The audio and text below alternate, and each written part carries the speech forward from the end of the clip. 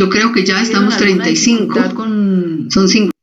Los ejercicios que les envié de oxidorreducción. Aló.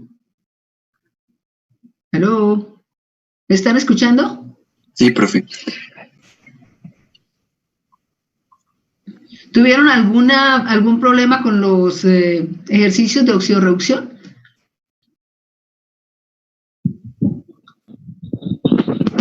Para los últimos ejercicios, cuando nos especifica el medio, pues lo que yo hice fue ir, digamos que lo balanceando, pero no fue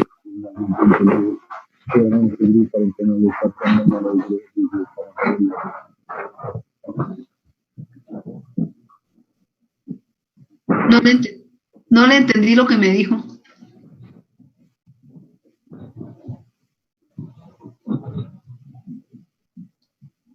Aló. Sí, profe, que cuando no se especifica el medio si es básico o ácido, ¿cómo se hace el balanceo? ¿No hay problema? No, pero arriba en las reacciones yo le decía que, es que en la última parte no dice si es en medio básico o en medio ácido. Ah, ya. Lo puede hacer medio ácido. Ah, la última parte era medio ácido.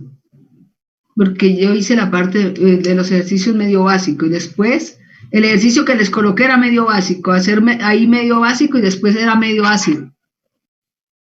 Profe, pero una pregunta, en esos casos lo importante no es que sea aniones hidroxilo o iones hidronio me queden a la izquierda. Si quedan a la derecha, eso no tendría un significado como que esa reacción no sucedería. Entonces lo que hay que buscar es que queden siempre o mis hidronios o mis hidroxilos a mi izquierda, o sea, en la parte de los reactivos. Y eso me ayuda a mí a decidir si va a ser en medio ácido o en medio básico. Sí, ahí se diría, bueno, tal como está escrita la reacción no va a suceder, ¿no? Porque estaría una especie la que se favorecería en los productos y después la otra especie sería la que se favorece cuando se forma en los productos y luego en la inversa sería el reactivo. Por eso, profe, o sea, eso me ayudaría a mí a decidir si es en medio ácido o en medio básico, saber cuál sería la reacción que se favorecería.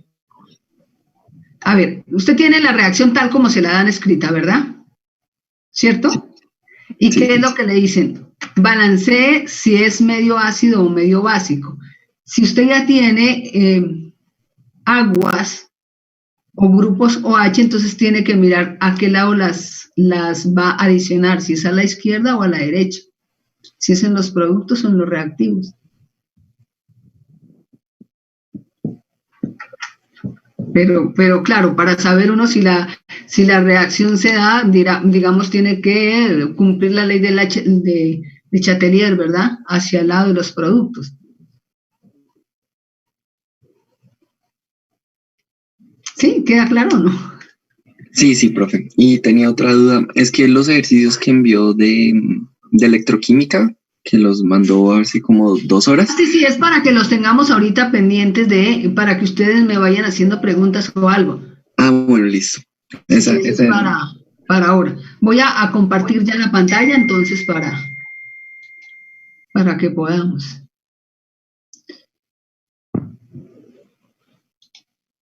¿Sí está? No, esa no es.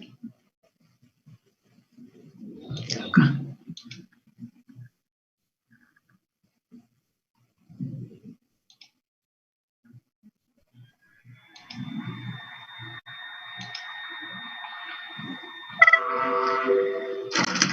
¿Todos están bien, señor?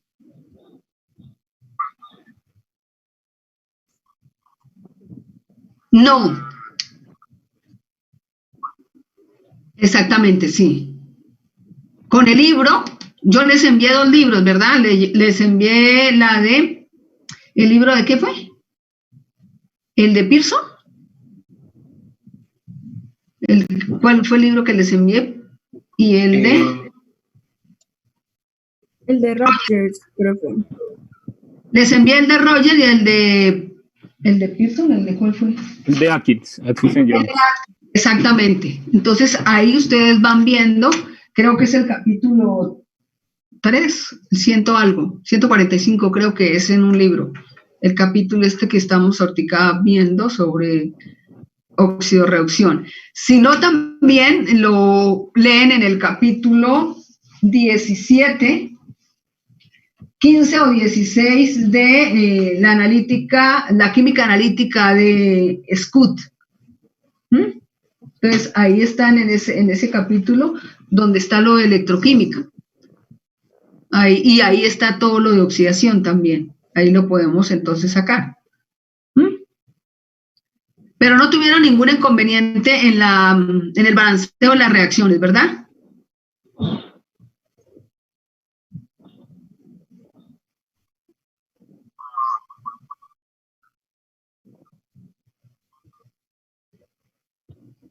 Ah, ya sí. Donde estaba el OH y el otro lado había que adicionar agua, ¿sí? Adiciona 2 aguas y en el otro cuenta cuántos OH le tiene que poner.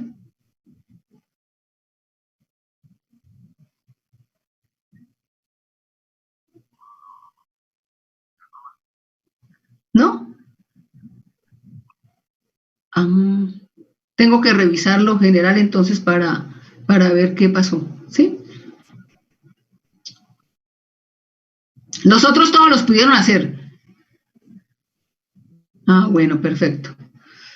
Entonces vamos a comenzar la clase. Si se nos terminan los 45 minutos, entonces van haciendo los ejercicios que les dejé y del libro de la Scott, entonces van leyendo. Y la próxima clase vamos a ver lo que no terminamos hoy, el martes. ¿Les parece?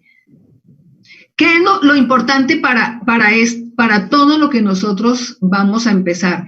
El balanceo de reacciones óxido-reducción, porque esta parte está en medio acuoso. Todo lo que vamos a ver de los diagramas es medio acuoso, ¿verdad?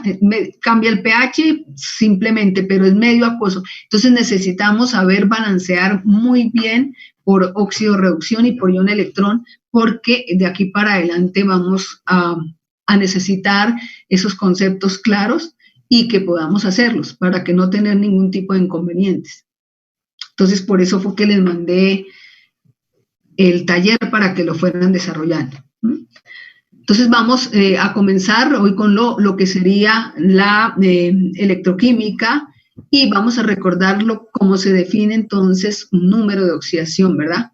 Decimos entonces que un número de oxidación realmente describe el estado relativo de oxidación o reducción de una especie, ¿verdad? También decimos que gracias a esos números de oxidación se permite hacer un balance de cuántos electrones son transferidos en una reacción de oxidorreducción y también este proceso nos ayuda ¿a qué? A llegar a saber cuánto varía un elemento en su número de oxidación con la otra especie, ¿verdad? Si tenemos una misma especie en reactivos y esa misma especie o sea, el mismo ion en los productos, entonces, ¿cuántos electrones son los que cambian en esa reacción, ¿verdad? Y de ahí, sabiendo, podemos llegar al balanceo de las reacciones. Aquí en esta tabla que tenemos los estados de oxidación en función de ¿qué? Del número atómico. Si ustedes observan aquí esta primera parte, el litio con su número de oxidación +1, el beridio con su número de oxidación +2, o sea, son los más comunes. El carbono, por ejemplo, con número de oxidación 4, con número de oxidación 2. El nitrógeno tiene muchos números de oxidación, siendo el mayor, ¿el qué? El que está en el grupo de la tabla periódica, ¿verdad? Siendo el 5, también puede tener número de oxidación 4 en algunos compuestos, también número de oxidación 3, número de oxidación 2 y número de oxidación 1. Vemos aquí también el cloro con sus diferentes números de oxidación, el manganeso con sus diferentes números de oxidación. Entonces, cuáles son esos números de oxidación más comunes. Y generalmente las tablas periódicas, ¿qué es lo que nos muestran? Nos muestran los números de oxidación más comunes, ¿verdad? Si nosotros venimos y nos paramos en el hierro, por ejemplo, los principales números de oxidación o los números de oxidación más comunes está hierro 3 más y hierro 2 más.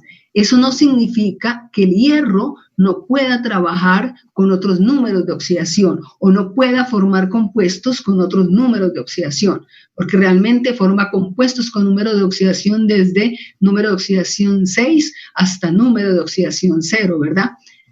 En la parte catalítica, en la parte biológica, también trabaja con número de oxidación 4 y número de oxidación 5.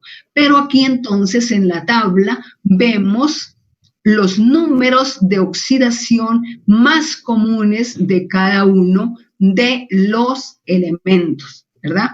Por eso, en comparación de los metales de primera y segunda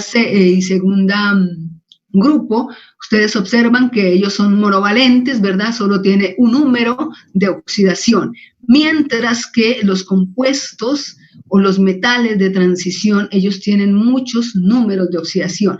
Gracias a todos estos números de oxidación, forman muchos más compuestos que los que formaría los del primero y los del segundo grupo de la tabla periódica.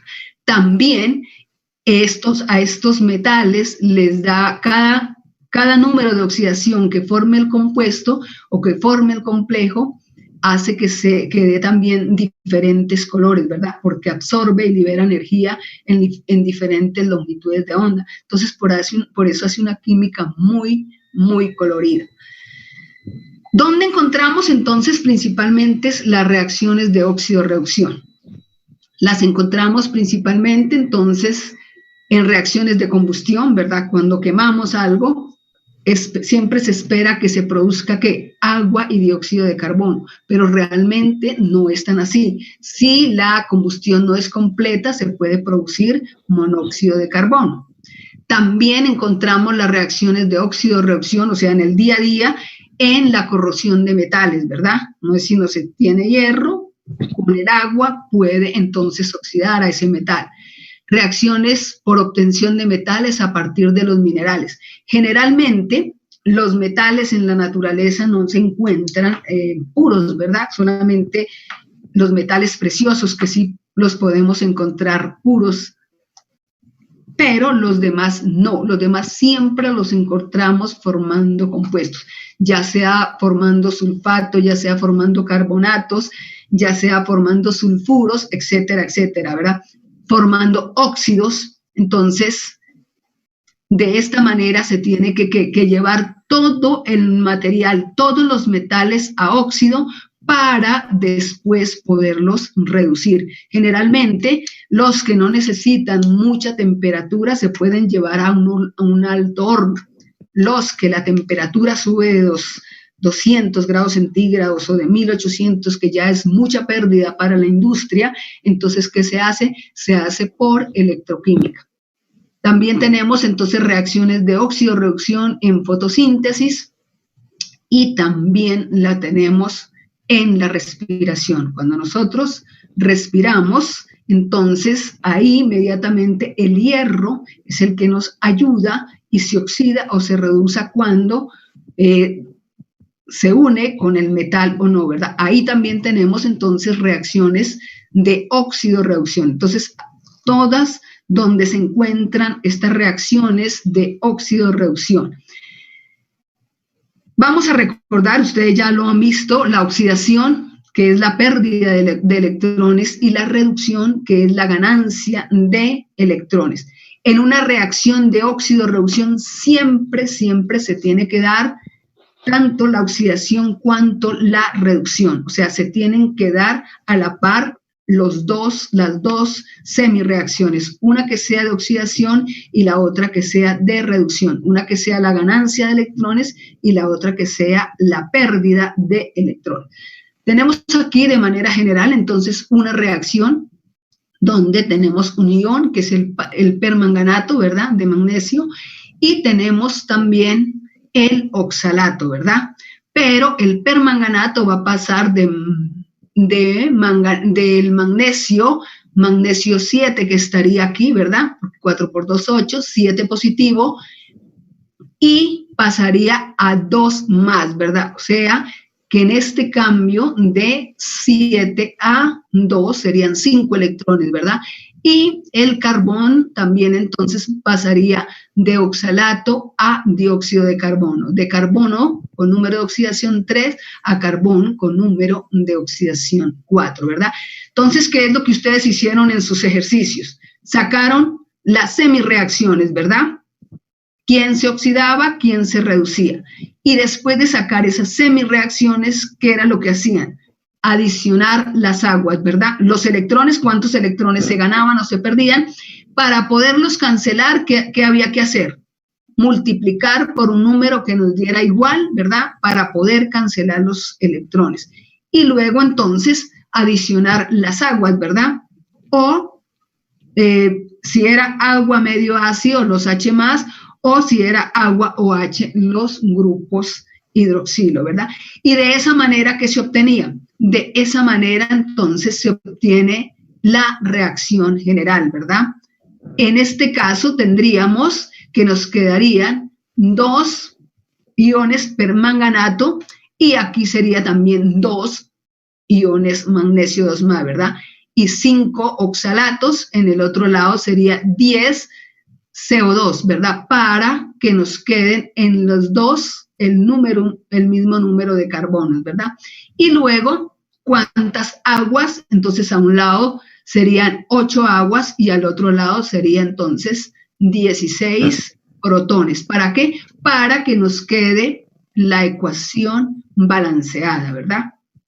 Esto en medio ácido. Esto fue lo que ustedes hicieron en su taller. No tuvieron ningún inconveniente, ¿verdad? El inconveniente de la carga, que la voy a revisar a ver cuál es el ejercicio.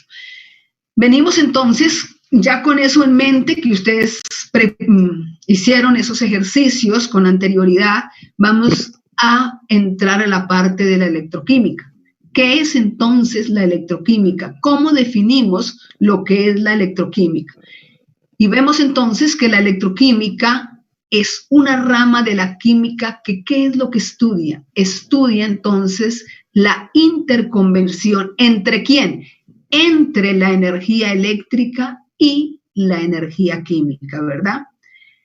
¿Eso qué significa? Eso significa entonces que la energía, cuando se producen reacciones químicas, hay una energía que se puede, entonces, esa es una energía química o una que se da cuando se tienen estas reacciones y se puede convertir en energía eléctrica.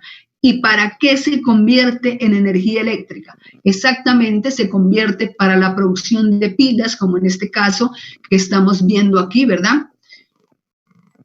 O en este caso que tendríamos que ponerle una energía para que se diera la reacción en el caso de la electrólisis, que sería lo otro que tenemos acá, ¿verdad?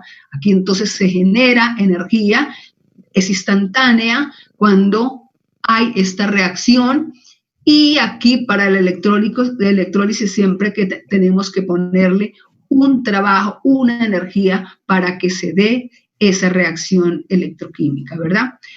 Tenemos también quién va a ser el cátodo y quién va a ser el ánodo. En el cátodo es donde ocurre siempre la reducción, ¿verdad?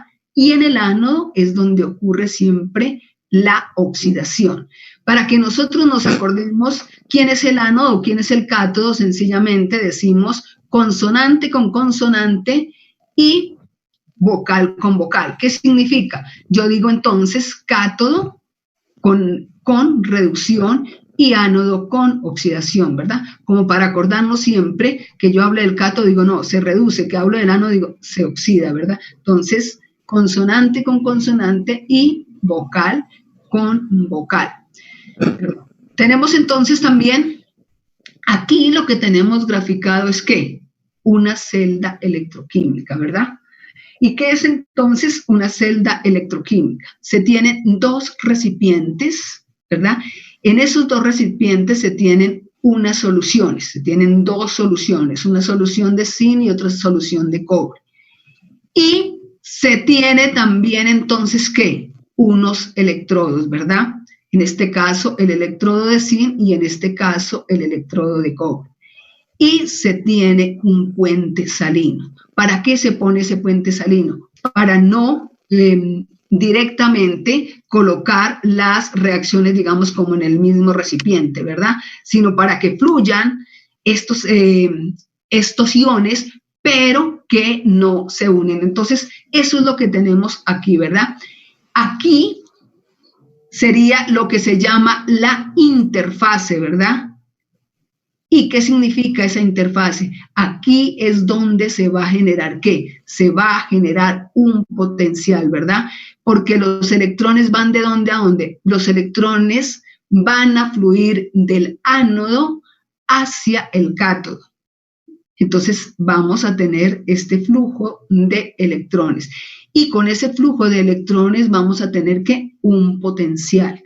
Aquí tenemos entonces también el puente salino, que es el que nos permita que estos iones cambien de una solución, pero que no vayan a mezclarse las dos soluciones, ¿verdad? Entonces, eso sería lo que tendríamos acá. Aquí tendríamos una semirreacción en el ánodo y una semirreacción en el cátodo. ¿Cuál es esa semirreacción en el ánodo? Sería el zinc 0 pasando a zinc 2+, que sería que se está oxidando más 2 electrones, y el cobre 2+ a cobre 0, que tendríamos entonces. Entonces, la oxidación, como les decía, se lleva a cabo en el ánodo y la reducción se lleva a cabo en el cátodo. Aquí vemos entonces igual cómo ocurre y tenemos la reacción neta acá en esta parte, ¿verdad? El cobre, el zinc pasando a zinc 2+ y el cobre 2+, que es el que se reduce, ¿verdad? Tendríamos la reacción general, entonces, ¿de qué? De este experimento, de esta celda electroquímica que vemos aquí en esta gráfica. ¿Quién es el cátodo? ¿Y quién es entonces el ánodo, verdad? En el ánodo decíamos que se lleva a cabo la oxidación y en el cátodo se lleva a cabo la reducción. Sí, y obtenemos entonces de esta manera una reacción espontánea. Las celdas galvánicas son donde se lleva a cabo esta reacción espontánea. No tenemos que adicionarle una energía, no tenemos que adicionarle calor, etcétera, sino inmediatamente se lleva a cabo la reacción. En las reacciones de electrólisis sí tenemos que ponerle una energía, tenemos que ponerle un potencial. ¿Para qué? Para que se lleve a cabo esta reacción. Entonces son reacciones no espontáneas. ¿Cómo se define entonces el potencial estándar? Se define como el potencial generado o requerido por una celda electroquímica. Lo que se genera o lo que se requiere, ¿verdad? En esta celda electroquímica. Tenemos entonces dos tipos de celdas electroquímicas, las celdas galvánicas y las celdas electrolíticas, ¿verdad? Las celdas galvánicas son entonces aquellas donde se genera esta energía, son espontáneas, ¿verdad? Mientras que las electrolíticas son reacciones no espontáneas para generar. Con esas celdas son llamadas también celdas galvánicas o voltaicas, ¿verdad? Con esas celdas se va a producir un potencial, ¿verdad? El potencial de celda. El potencial de celda es igual a ¿qué? A E sub 0, que sería el potencial de la parte donde se va a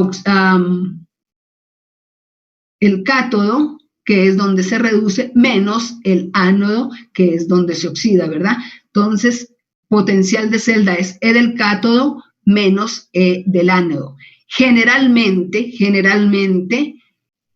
el ánodo está al lado izquierdo, que sería este acá, y el cátodo está al lado derecho, ¿verdad? Entonces también ustedes pueden leer en unos libros que dice potencial de celda es igual E de la derecha menos E de la izquierda, ¿verdad? Pero siempre teniendo en cuenta que el E de la derecha viene a ser E del cátodo menos E del ánodo. Lo que tenemos aquí en esta celda, aquí, es lo mismo que químicamente lo expresamos aquí, ¿verdad? Entonces tendríamos, esta sería el potencial que se genera aquí en esta interfase, que sería aquí el de los electrodos, ¿verdad? Entonces se coloca una línea vertical y el puente es exactamente, el puente es este que vemos aquí, que sería este que se designa acá, ¿verdad? Para separar estas dos soluciones. Y tenemos la nueva especie y de nuevo aquí tenemos la fase o la interfase, que es esta línea, ¿verdad? Que es esto que está aquí, de manera química está escrita acá, ¿verdad? Lo que están entonces en esta celda electroquímica es lo que tenemos exactamente escrito acá. Estas medias reacciones, la media reacción de oxidación y la media reacción de reducción. Entonces tendríamos, ¿qué es lo que ocurre? Entonces aquí en esta celda galvánica se libera energía, ¿verdad? La reacción es espontánea, lo que veíamos en el ejemplo. Entonces el zinc más cobre 2 más para darnos zinc 2 más, sería esta la reacción espontánea, donde está el ánodo y cuál es el cátodo de la reacción, ¿verdad? ¿Y cuáles son las especies entonces que intervienen? Sería de zinc 2 más a zinc 0 y de cobre 2 más a cobre 0, ¿verdad? Cuando no tenemos estos potenciales, se dan anteriormente potenciales estándar. ¿Qué significa que sea un potencial estándar? Tiene que tener una temperatura, ¿verdad? Que sería 25 grados centígrados porque tiene que pasar a grados Kelvin, tiene que ser de concentración 1 molar y la presión también, una atmósfera de presión, ¿verdad? Eso sería tener en condiciones normales, ¿verdad? Cuando no se tienen esas condiciones normales y se tienen concentraciones, entonces se puede determinar también usando la ecuación de Nernst, ¿verdad? Donde E del cátodo igual la potencial de celda es igual a E del cátodo menos E del ánodo. Vamos a ver entonces, ¿aló? ¿Aló? ¿Aló? Sí, profe, y la seguimos escuchando. Sí, profe, estamos escuchando. Ah, bueno, pensé que se me había cortado. Entonces, y la otra celda es la celda electroquímica. Decíamos que la celda galvánica y celda electroquímica, ¿verdad? Que esta celda electroquímica, para que la reacción se dé, hay un consumo de energía y al iniciar ese consumo de energía, ahí sí viene a darse la reacción. Por eso es una reacción no espontánea.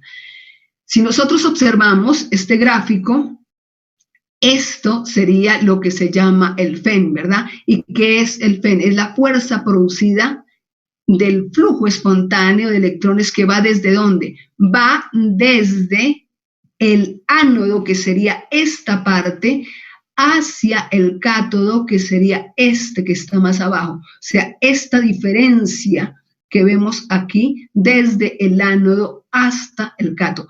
Esta es lo que llamaríamos el potencial de celda o fuerza electromotriz, o E de la celda que nosotros llamamos, ¿verdad? Entonces, este sería esa fuerza electromotriz o ese potencial de celda que se llama. Que los electrones de dónde van a fluir, hablábamos entonces que fluyen del ánodo hacia el cátodo, ¿verdad? Y se da siempre en unidades, en voltios, esa diferencia. Entonces, ¿quién es FEN? Es potencial de celda, que es igual a decir el potencial de celda, ¿verdad? O es igual a decir el voltaje de celda.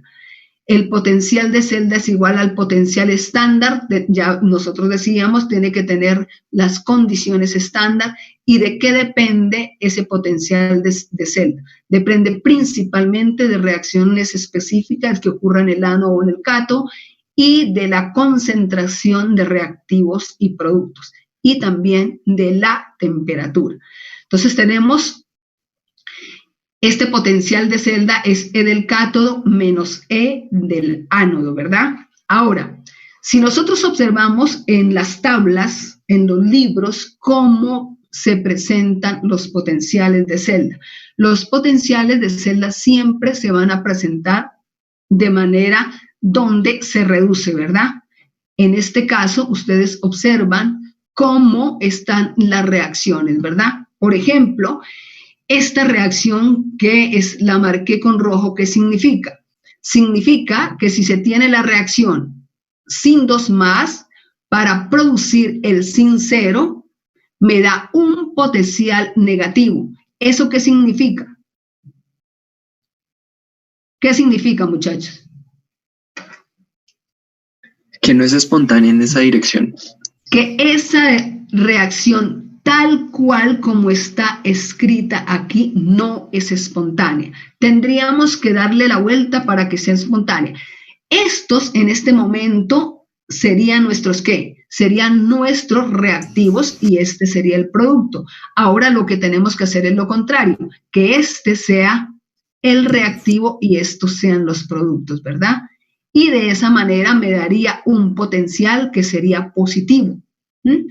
Y de esa manera, la reacción me quedaría una reacción espontánea. Entonces, nosotros observamos aquí todos estos que tienen un potencial positivo. La reacción es espontánea, ¿cómo? Tal cual como está escrita aquí.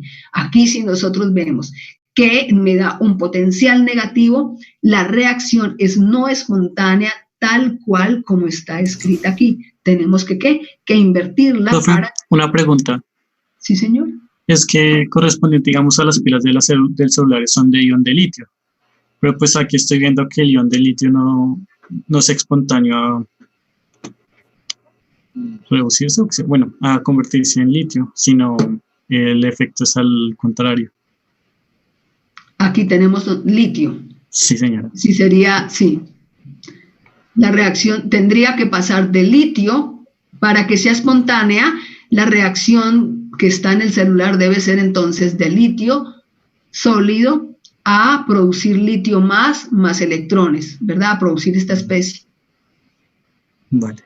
Gracias. Para que sea, porque tal como está aquí, así como está, es no espontánea. Entonces, si la invertimos, la reacción me quedaría espontánea. Aquí entonces, ¿qué es lo que observamos? Por ejemplo, si nosotros nos paráramos en el hierro, ¿verdad? Digamos acá. Todo lo que está arriba de él puede ser ¿qué? Puede ser reducido, ¿verdad? Y todo lo que está abajo de él puede ser ¿qué? Oxidado. Si observamos aquí, por ejemplo, tenemos los potenciales de reducción demasiado altos, ¿verdad? Por ejemplo, el hierro está aquí, pero aquí tiene estos potenciales muy altos. Son potenciales de oxidación altos que fácilmente se pueden, ¿qué? Porque son grandes y positivos. ¿Se pueden, qué? Oxidar. Mentira, reducir más. Reducir. Entonces, por eso el hierro reduciría todos los que están arriba de él. Y hacia abajo, por ejemplo, nosotros vemos, serían más negativos o más pequeños. ¿Los puede qué? Los puede oxidar, ¿verdad? Entonces, entre más grande sea el potencial y más positivo, mucho más fácil para reducirse. Y entre más pequeño y negativo, se puede entonces fácilmente oxidar, que esto sería entonces la tendencia de que nos muestra la tabla, que hacia arriba son agentes fuertemente oxidantes y abajo son entonces fuertemente reductores, ¿verdad? ¿Por qué? Porque tienen los potenciales más bajos. Igualmente vemos aquí entonces en esta tabla, ¿verdad? El flúor, por ejemplo, es un agente fuertemente oxidante y el litio es un agente fuertemente reductor, ¿verdad? Que sería lo que tendríamos acá en esta misma tabla, ¿verdad? Que tendríamos entonces como los potenciales altos fácilmente se reducen, los potenciales pequeños y negativos fácilmente se oxidan. Y esta diferencia tan grande, marcada, entre más lejos esté el cátodo del ánodo, si aquí lo tenemos 0.34 y aquí 0.76, más grande será que mayor será el potencial de celda, ¿verdad? Que tendríamos aquí, como tenemos en condiciones estándar, es E del cátodo menos E del ánodo, ¿verdad? Y siempre y cuando teniendo en cuenta el signo que tenga entonces el potencial de ese ánodo, ¿verdad? Y eso da entonces más 1.10. Entre más separado esté ese cátodo y ese ánodo, el potencial de celda va a ser entonces mayor. Ahora tenemos entonces la relación de ese potencial de celda con la energía libre de Gibbs. Si nosotros observamos esta primera reacción donde tenemos delta de G igual a menos N por F por el potencial de celda, ¿verdad? ¿Quién es N? Es el número de electrones ganados o perdidos en esta reacción o en esa semireacción, ¿verdad? En condiciones no estándar. Aquí tendríamos entonces en las condiciones estándar menos N por F por el potencial de celda. ¿Quién es F? Es entonces la constante de Faraday, que aproximadamente es 96.500 julios voltios mol, ¿verdad? O columbio sobre mol nos daría. Entonces, la energía libre de Gibbs va a ser igual a ¿qué? Va a ser igual entonces cuando se igualan estas reacciones a RT logaritmo de la constante de equilibrio, que va a ser igual a menos N por F por el potencial de celda, ¿verdad? ¿Quién es R? La constante de los gases. ¿Quién es T? La temperatura absoluta. ¿Quién es N? El número de electrones ganados o perdidos. ¿Y quién es F? La constante de Faraday. Si se hace este ejercicio, esto que tenemos aquí, va a dar 0.257, logaritmo natural. Pero pasar de logaritmo natural a logaritmo en base 10 se multiplica por 2.303, que es la base del logaritmo natural para que me dé logaritmo en base 10, ¿verdad? Y ahí ya se tiene entonces que ya no se tendría el 2. Que tenemos aquí, que sería 0.257, sino que tendremos 0.0592, ¿verdad? Que es el que nosotros siempre escribimos. Cuando una reacción química es espontánea o no. Entonces tenemos, si miramos en esta tabla, si delta de G es negativo y el potencial y la constante de equilibrio es mayor que 1 y el potencial de celda es positiva, la reacción realmente es espontánea. Se van a favorecer los productos. Si delta de G es igual a 0, la constante de equilibrio es igual a 1 y el potencial de celda es igual a 0, va a estar entonces en equilibrio. No se ven ni favorecidos los productos ni favorecidos los reactivos, va a estar en equilibrio. Si delta de G es positivo, la constante de equilibrio es menor que 1 y el potencial de celda es negativo, va a haber entonces formación de reactivos. Va a ser entonces no espontánea. Entonces, para que una reacción sea espontánea, delta de G debe ser menor que 0 y el potencial de celda debe ser mayor que 0, ¿verdad? Entonces tendríamos aquí delta de G cuando igualamos estas dos reacciones, ¿verdad? Y a partir de ahí tendríamos el potencial de celda, hablando E de la celda es igual a E del cátodo menos E del ánodo, ¿verdad? Y Si ese potencial da positivo, la reacción es espontánea. Tenemos para hallar energía libre de Gibbs, ¿verdad? Entonces, ¿quién es N, quién es F y quién es E, ¿verdad? Y habíamos dicho, N es el número de electrones transferidos, F es la constante de Faraday, E es la fuerza electromotriz, que sería el potencial de celda, ¿verdad? Y que si ese potencial de celda me da positivo, este potencial significa que la reacción es espontánea, ¿verdad? ¿Cómo entonces podemos observar aquí, verdad? Si igualamos estas dos reacciones, por cualquiera de ellas, usted puede determinar la energía libre de Gibbs, ¿verdad? Tendríamos, es igual a menos N por F por E o menos RT logaritmo de la constante de equilibrio. Recuerden entonces que si tenemos este triángulo, podemos obtener el potencial de celda, obtener la constante de equilibrio o obtener delta de G, la energía libre de Gibbs. Entonces aquí podemos determinar el potencial de celda, RTNF, logaritmo de la constante de equilibrio, delta de G sub 0 menos RT logaritmo de la constante de equilibrio y delta de G es igual menos N por F por el potencial de celda. Entonces podemos determinar potencial de celda, energía libre de Gibbs y la constante de equilibrio, que realmente esta parte, este es el objetivo de esta parte, poder determinar el potencial de celda, poder determinar la energía libre de Gibbs y poder determinar la constante de equilibrio, ¿verdad? Aquí tenemos entonces un ejercicio que ustedes lo van a practicar en casa, donde se tiene la reacción entre la plata y el oxígeno, ¿verdad? Plata, que tendría plata 0, pasando a plata más 1, el oxígeno 0 pasando a agua, que aquí sería entonces menos 2 porque se está reduciendo, ¿verdad? Se sacan las medias reacciones que tendríamos entonces, una sería la de reducción, que sería la de la molécula, la del agua, la que forma el oxígeno, el agua, con su potencial de celda, y la oxidación, que sería la plata pasando de plata 0 a plata más 1 con su potencial de celda. ¿Qué es lo importante aquí? Lo importante es que ustedes en los ejercicios que les dejé, uno o dos ejercicios les coloqué el potencial, ¿verdad?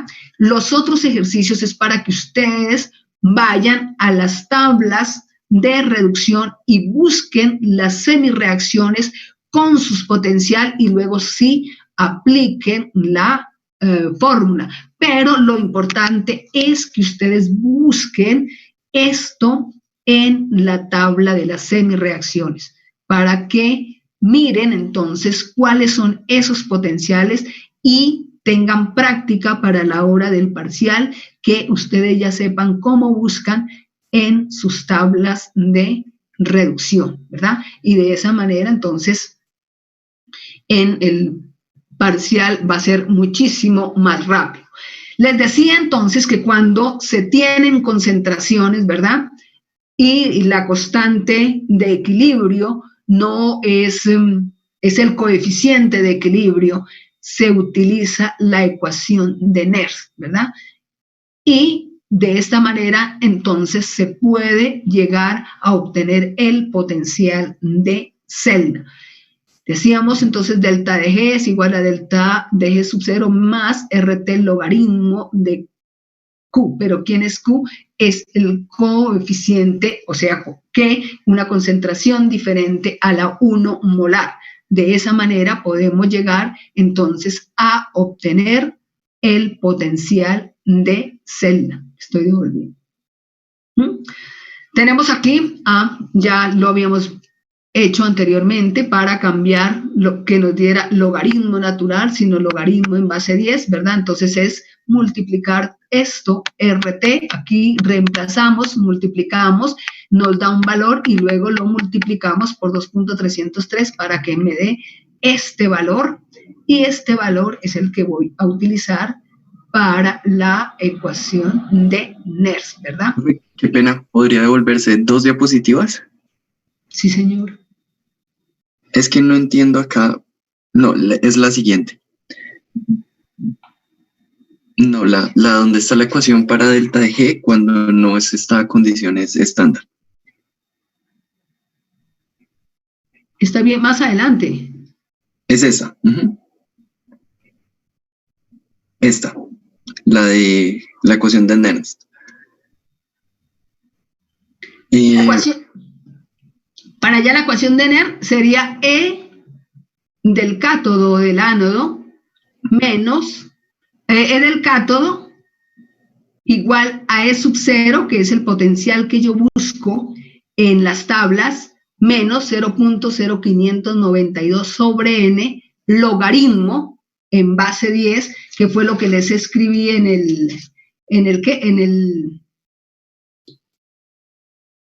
el taller, logaritmo de qué, del producto sobre el reactivo. Sí, sí. Sí, profe, pero acá lo que no me queda claro es, dice que cuando está en equilibrio, E va a ser igual a 0. ¿Eso por qué es así? Cuando está en equilibrio, más adelante vamos, porque el potencial, si está en equilibrio no hay potencial, el potencial es igual a 0.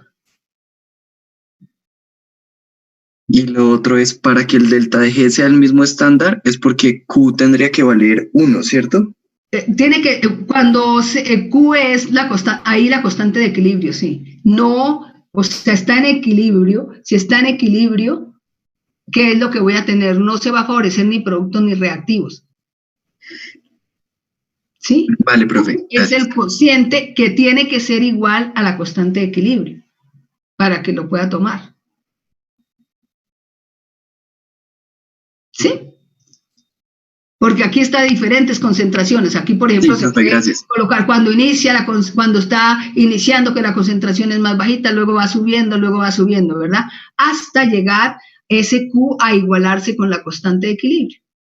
Entonces, cuando Q, que es el cociente, se iguala con la constante de equilibrio, ahí la puedo determinar.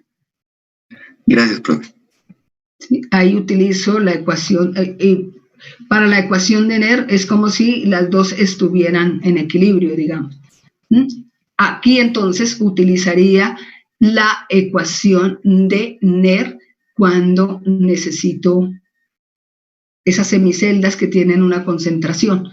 Aquí vemos el ejemplo que traíamos desde anteriormente, el cobre, la reacción general, ¿verdad? Con su potencial de celda que es 1.10, ¿verdad? Que era lo que nosotros teníamos allá. Como aquí el potencial de celda, si está en condiciones estándar, E sería E del cátodo menos E del ánodo, ¿verdad? Y aquí este E sub 0 sería el potencial de la celda menos 0.592 sobre 2, que es el número de electrones. Aquí tenemos que poner los electrones cuando están balanceados, ¿verdad? Ganados o perdidos. Logaritmo de la concentración del sin2+ sobre la concentración del cobre. Cuando se tiene entonces un potencial igual a 0. Entonces tendríamos esta reacción. El potencial estándar de la reacción 0.0592 sobre n logaritmo de la constante de equilibrio para determinar que la constante de equilibrio. Entonces el logaritmo de la constante de equilibrio va a ser igual a ¿qué? A n es el número de electrones ganados o perdidos en la reacción o en la semireacción. Aquí tiene que ser el potencial de celda y aquí sobre 0.0592. Este es el potencial de celda que se obtiene, ¿verdad? Para poder llegar a determinar la constante de equilibrio. Aquí tendremos en el equilibrio, Q va a ser igual a la constante de equilibrio y el potencial de celda va a ser igual a 0. Y de esta manera podemos determinar la constante de equilibrio, que viene a ser entonces a base 10 n, el número de electrones ganados o perdidos, este potencial es el potencial de la celda sobre 0.0599. De esa manera podemos determinar que la constante de equilibrio, ¿verdad? También se puede determinar por la ecuación de RT, que fácilmente entonces la podemos determinar. ¿Hasta ahí hay alguna pregunta, muchachos? ¿Aló? No, Profe. profe, todo claro. Esa Un ecuación de equilibrio sería condiciones estándar, ¿no? Sí. O sea, temperatura 25 grados. Sí, condiciones estándar, sí, señor. De este mismo procedimiento se podría hallar la constante de equilibrio a condiciones no estándares. Se pudiera también determinar, se aclara que en vez de ser el Q, aquí, el Q, que sería el cociente, es como si nosotros asumiéramos que estuviera en constante de equilibrio. Sí. Vale, gracias. ¿Alguna otra pregunta, muchachos? Profe, otra pregunta, porque es que en el equilibrio Q es igual a la constante de equilibrio. No entendí ese pedazo. A ver, no es que aquí lo que hacemos es, ¿cómo le digo? Sugerimos que Q sea igual a K, ¿verdad? ¿Por qué? Porque Q, usted sabe que es el cociente, es diferentes concentraciones, ¿verdad? Pero para poder determinar decimos que Q debe ser igual a la constante de equilibrio. Se sugiere que Q sea igual a la constante de equilibrio para poder llevar esta reacción. ¿Sí? ¿Queda claro o no? Sí, señora, pero entonces, otra pregunta. Entonces, cuando eso se cumple, entonces el delta es igual a lo que está ahí, ¿sí? A menos 0,059, ¿sí? ¿Delta E? O sea, se cumple la ecuación de rojo. Usted halla la ecuación S delta de E, aquí tiene que ser la que usted determina por E del cátodo menos E del ánodo. Si le da las condiciones estándar, sencillamente es E del cátodo menos E del ánodo, ¿verdad? ¿Listo? Del que se oxida y el que se reduce. Ahí, porque este E que vemos aquí es el potencial de celda en condiciones estándar. Aquí lo tendríamos. En condiciones estándar, entonces asumimos que Q es igual a la constante de equilibrio. Acá se asume que Q es igual a la constante de equilibrio para poder determinar entonces esta constante de equilibrio, ¿verdad? Entonces el coeficiente lo asumimos como si sea igual a la constante de equilibrio. Porque si no, no pudiéramos determinar la constante si no asumiéramos esa parte. ¿Sí?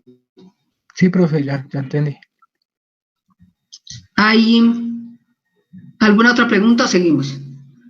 De los ejercicios que les dejé, ustedes observan, les dejé entonces para aplicar la ecuación de Nernst, ¿verdad? No les dejé para aplicar netamente del cátodo neonato en condiciones estándar, porque solamente es fijarnos en los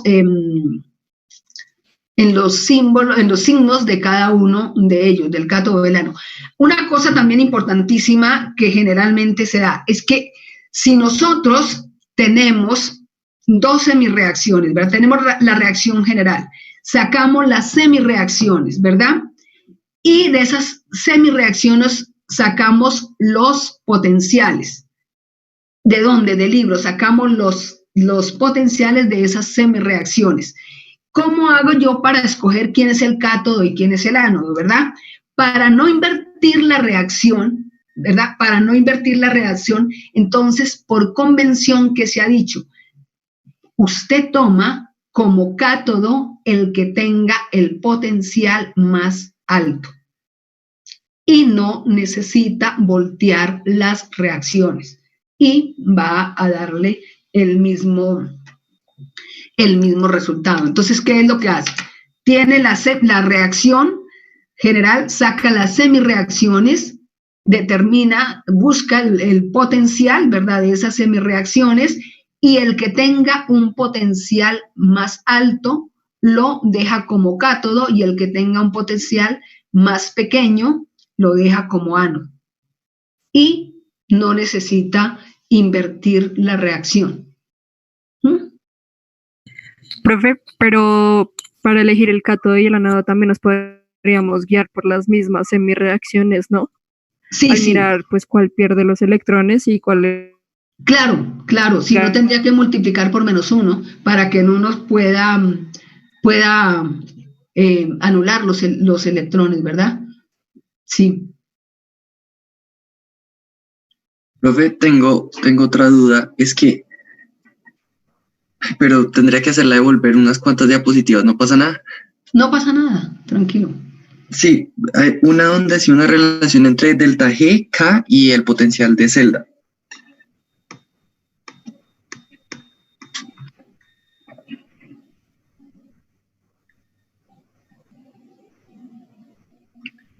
Puede ser esta es, profe. Sí, ya ahorita vimos que cuando estábamos en el equilibrio, delta de G y E valían 0, ¿cierto? Sí. Pero si yo Para estoy hallar en el... constante de equilibrio, ¿verdad? Para hallar constante de equilibrio. Tenemos ese parámetro, porque aquí en esto, ¿qué decimos? Mire, decimos entonces que la reacción espontánea, reacción en equilibrio y reacción no favorecida, ¿verdad? Sí, profe, pero es que la reacción esté en equilibrio significa que mi constante es igual a mi constante de equilibrio de esa reacción, pero ahí está diciendo que en equilibrio la constante sería 1. O sea, las condiciones estándar que se tienen que dar, ¿verdad? Para yo aplicar esta reacción, las condiciones estándar deben ser esas. ¿Sí? Si usted va a su tabla y busca, allá les van a decir en ácido sulfúrico, en ácido, bueno, la concentración de tal, ¿verdad? Que serían las condiciones estándar en las que se toma esa semirreacción. ¿Sí? Pero no significa que yo siempre ponga 0, que aquí ponga 0. Listo, profe. ¿Sí? No significa que aquí yo vaya a colocar 0, no. Determino la reacción del cátodo y del ánodo. Y ahí sí la aplico aquí, la coloco acá. ¿Sí? Aquí, para eso sí está, para hallar la constante de equilibrio, tengo este parámetro, ¿verdad? Porque está en equilibrio. Y con esto hallo la constante de equilibrio que tiene que tener estos parámetros. Pero no significa que siempre el potencial de celda sea 0. Aquí, para cuando yo aplique, por ejemplo.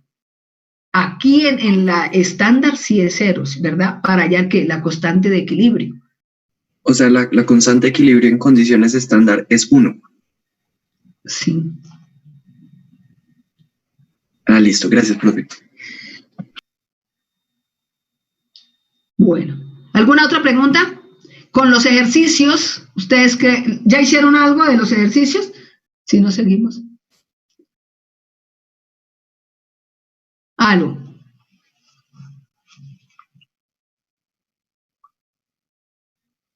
Bueno, nada, entonces listo. Entonces vamos. Vamos a terminar esta partecita, con eso ya se hacen los ejercicios y quedamos, bueno. Entonces, estábamos entonces, ¿qué es lo importante acá?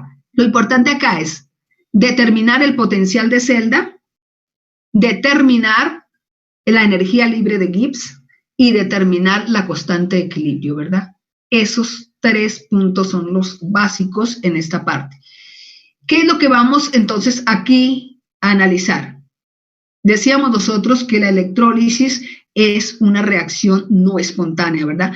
Para que la reacción comience a darse se necesita colocarle una energía, ¿verdad? Aquí tenemos entonces unos ejemplos de reacciones no espontáneas, donde se utiliza la electrólisis, ¿verdad?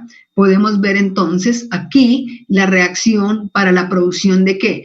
Para la producción del cloro gaseoso, ¿verdad? Tenemos una reacción no espontánea.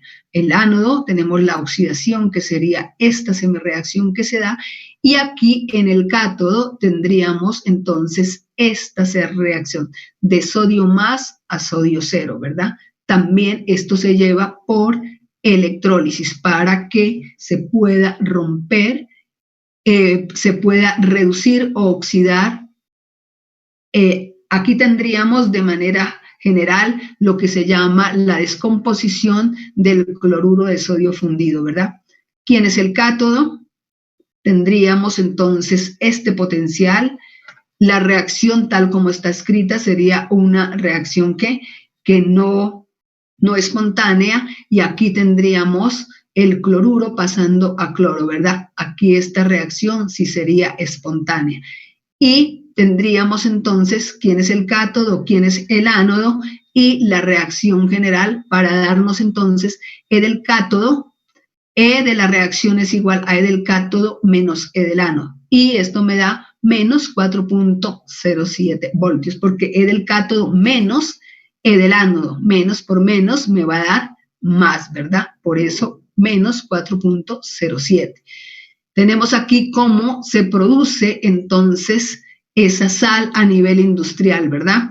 Entonces tendríamos aquí la reacción en el ánodo, que sería del cloruro pasar a cloro cero, y aquí que sería en el cátodo de sodio más a sodio cero, ¿verdad? Para producir el cloruro de sodio.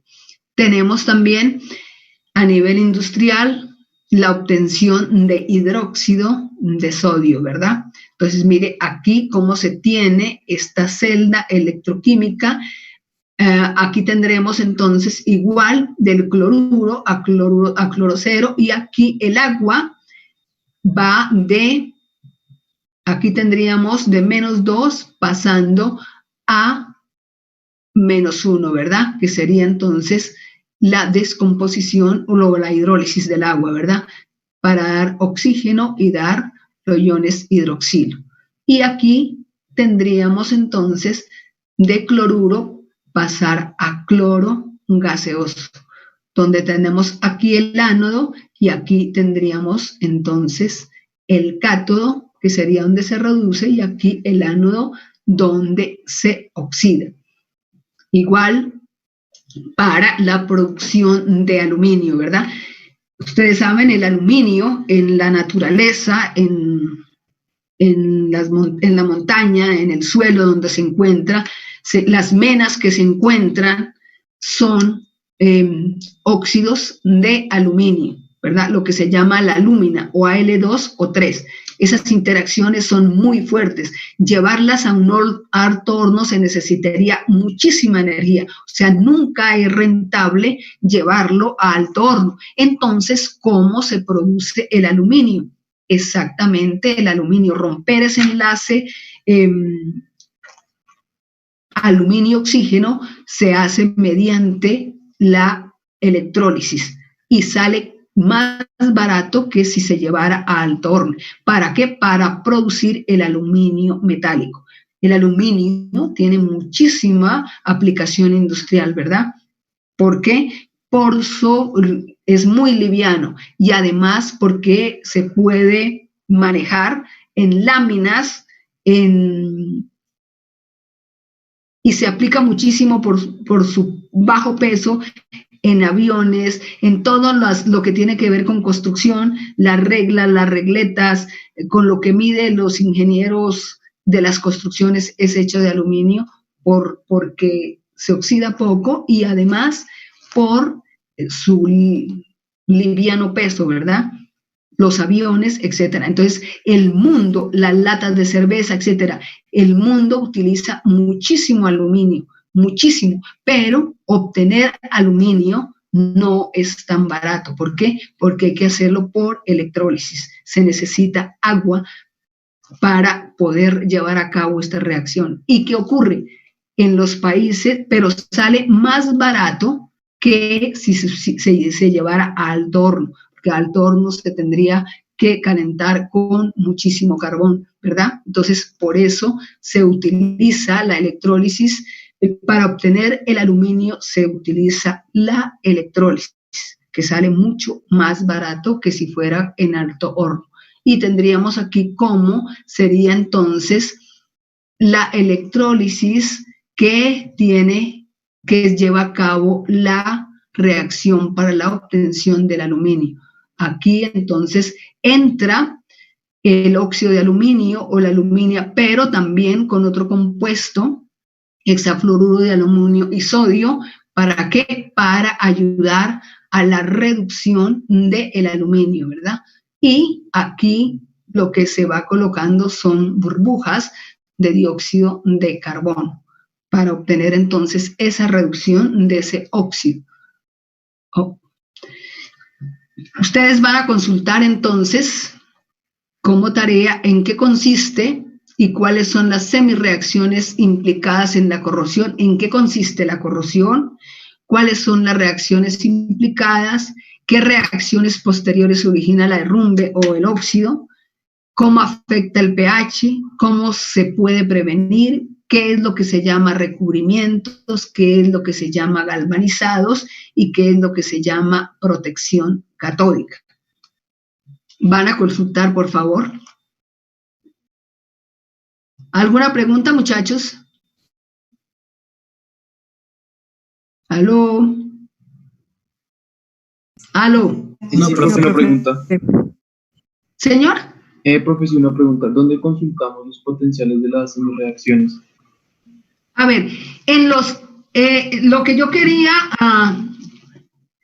que ustedes hicieran el siguiente trabajo. ¿Para qué? Para darse en cuenta, porque ahorita entramos a ver lo de los diagramas. Entonces, si usted va a un libro de analítica, en el libro de analítica, al final usted encuentra los potenciales redos, ¿verdad? Pero encuentra reacción por reacción, ¿cierto? Reacción por reacción, allá le toca a usted medio ácido y medio básico, reacción por reacción. Pero si usted va al libro que les envié, ya se lo muestro. Este libro, al final de este libro encuentran los potenciales, solo que aquí los potenciales ya los encuentran como los diagramas. Aquí encontramos todos los potenciales redos al final y de ahí entonces los pueden sacar. Es más fácil porque usted aquí con estos potenciales que tiene este libro, que serían estos de acá, mire, al final no es sino cada elemento que usted busca en medio ácido o en medio básico tiene todos los potenciales. Entonces lo puede hacer para practicar.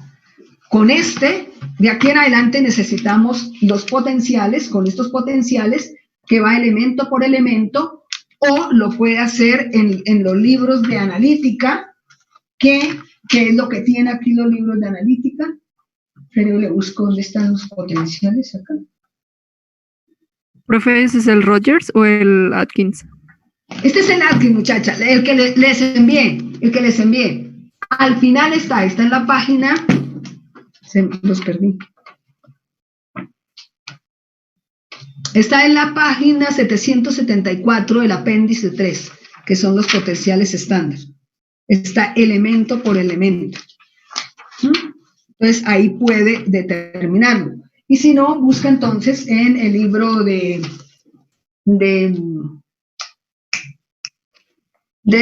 Scoot. Aquí también en este libro de Scoot. ¿Sí? Listo, gracias. Y ahí los tienen. Entonces, si ustedes consiguen este libro o en el que le envié, hacen los ejercicios, si tienen alguna pregunta, también hacen los ejercicios que les mandé acá, ¿verdad? Que esto lo saqué del libro de Scoot. Entonces, ustedes, cualquier pregunta, me la envían y vamos resolviéndola. ¿Sí? Entonces, ¿qué es lo que tienen que hacer? Practicar esta parte, practicarla. Realmente, de esto que vimos hoy, ¿qué es lo que tienen que practicar? Determinar el potencial de celda, determinar la energía libre de Gibbs, ¿verdad? Menos N por F por el potencial de celda y determinar la constante de equilibrio. Y quién es el cato, quién es el ano, eso sí ya, y sencillamente para no comenzar a voltear las reacciones, lo que hacen es que de las semireacciones, el que tenga el mayor potencial, ustedes lo toman como cátodo, y el que tenga el menor va a ser el ano, y no le dan vuelta a las reacciones. ¿Sí? ¿Alguna otra pregunta, muchachos? ¿Aló? ¿Aló? Profe, yo tengo una pregunta Sí, ya señor. más correspondiente a la situación actual y sobre la forma en que se va a evaluar. ¿Piensa hacer un examen parcial durante esta situación o esperamos a que haya ya normalidad? A ver, muchachos, nosotros tendríamos el parcial como para el día 2 de marzo, ¿cierto? Que era que lo habíamos cuadrado. Pero, Sí, si sí. era para el 2 de marzo, sí. Pero, no. 2 de abril, profe. 2 de abril, sí. Pero, como no sabemos qué ocurra, ¿verdad? Porque puede ser que el 13 de abril entremos o no, ¿cierto? Entonces, esperemos hasta el 13 de abril y dependiendo de ahí sí, entonces miramos cómo hacemos la alternativa para evaluar. Pero se supone que hasta el 30 de mayo es lo de clases virtuales, ¿no? A ver, el señor presidente dijo que hasta el día 13, ¿cierto? Pero ¿qué ocurre, muchachos? Depende de la cantidad de contaminados que hayan, ¿verdad? Porque el problema es que si aumenta muchísima la gente contaminada de coronavirus, todos van al hospital y van a saturar eso, van a volver, mejor dicho, va a haber de pronto mucho muerto, ¿verdad? Entonces, ¿por qué nos estamos guardando? Y les recomiendo, por favor, no salgan, porque a ustedes se les prenden, pero va a tener muchísimos, ustedes tienen muchísimos todavía su sistema de recuperación muy bueno, entonces no va a pasar nada, y son transportadores del virus. Entonces, a las personas mayores sí se les prende, si tienen algún problema inmediatamente van para la UCI, o sea, cuidados intensivos y allá pueden fallecer. Entonces, lo que se está haciendo es evitar que muchísima gente vaya a la UCI porque no hay con qué tratarlos. Entonces, esperar a ver si, ojalá, que el aumento de la gente que va para la UCI no sea tan grande. Y que se pueda, con este aislamiento, se pueda controlar un poco el contagio, pero parece que sigue aumentando, ¿no? Pero ojalá lleguemos a un momento que haya ese tope, pero es que he visto mucha gente en la calle. Yo no he salido, pero por las noticias he visto muchísima, y eso no es así, eso no se puede porque se prende o se prende. Entonces, esperar esa situación. Si de aquí al 13 nos dicen que más, si volvemos y nos dicen que al 30 de mayo, al 30 de mayo, ¿fue que usted me dijo?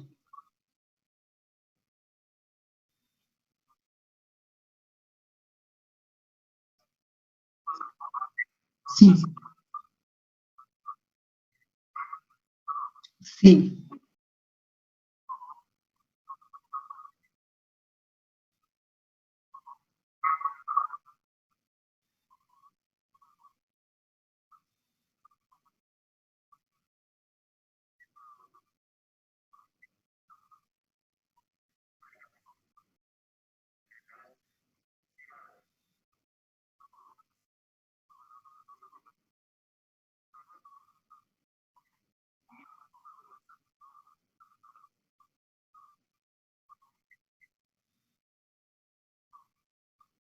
Prepararnos, exacto. Entonces, mire, si hagamos uno, si de aquí al 13 no dan, entonces tenemos que hacerla virtualmente. Ahora es mirar cómo la hacemos virtual. Esa sería lo que nos toca pensar, cómo la hacemos de manera virtual.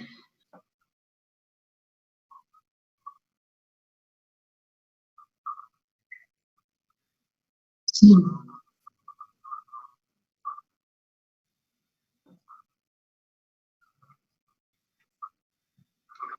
Es complicado, sí, pero de todas maneras no se descuiden y no salgan, por favor, no salgan, no salgan, que a dar una vuelta que estoy aburrido, no, no, no, no, no, no, busquen qué ocuparse y verá que no le pase el aburrimiento, pero no salgan, por favor.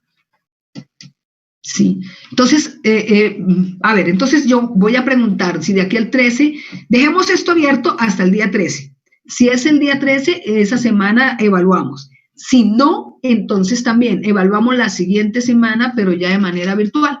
Voy a preguntar a ver cómo están haciendo mis compañeros o cómo piensan hacer mis compañeros para evaluar. Para decirles la próxima clase, bueno, si no, entonces evaluamos de tal forma. Yo les voy a mandar también como ejercicios o algo para que de vez en cuando me entreguen para también irles calificando. Se suponía que eran solo 3 parciales, pero las cosas cambian, ¿no? Entonces, ¿alguna otra pregunta o quedamos o dejamos así? Nos vemos el martes sí nos vemos, que vamos a comenzar otro tema que es lo de los diagramas. También les mando ejercicios, hago un ejercicio guía y ustedes hacen los otros, los que yo les mande, para poder determinar. ¿Les parece? Profe, una pregunta. Sí, señora. Esta consulta es material previo para la siguiente clase, ¿cierto? O sea, no debemos enviarlo, sino es para que nos vayamos familiarizando con los conceptos y demás, ¿cierto? Sí, sí, señora, es para que vayan leyendo para la próxima clase, sí, señora. Sí. Listo, gracias, profe. No para entregar, cuando sea para entregar yo les digo, este me lo deben entregar o este no me lo deben entregar. Los ejercicios también que les deje no es para que practiquen.